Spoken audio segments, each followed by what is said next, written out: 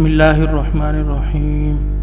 السلام علیکم ورحمۃ اللہ وبرکاتہ۔ آن لائن ٹیچر کی جانب سے آپ سب کو خوش آمدید۔ دوستو، امید ہے آپ سب خیریت سے ہوں گے۔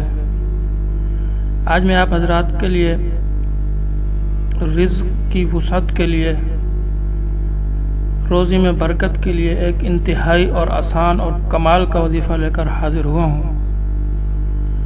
جس کے کرنے سے انشاءاللہ آپ کے گھر میں خوشحالی کے ساتھ ساتھ مالی حالات بھی درست ہو جائیں گے، اور ایسی غیبی مدد اور نصرت ہوگی کہ آپ خود حیران ہو جائیں گے کہ اللہ کے اس نام کی اتنی زیادہ برکتیں بھی ہو سکتی ہیں۔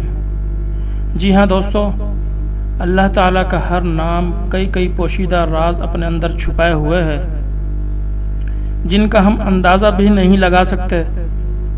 اور دوسری بات، جو ہر ویڈیو میں اکثر کہتا رہتا ہوں کہ کوئی بھی آپ عمل کریں باوضو ہو کر کریں اور یقین کے ساتھ کریں، تو انشاءاللہ آپ اپنا مقصد کامیابی کے ساتھ حاصل کر سکیں گے۔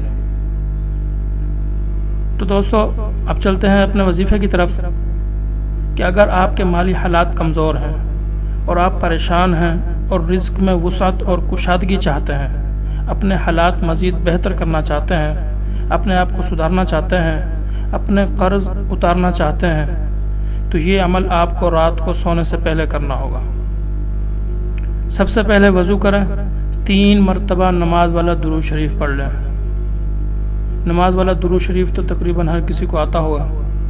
3 مرتبہ نماز والا درود شریف پڑھیں، اور پھر 313 مرتبہ یا رحمان یا رحمان، یہ اسم اعظم ہے، اس کا ورد کریں،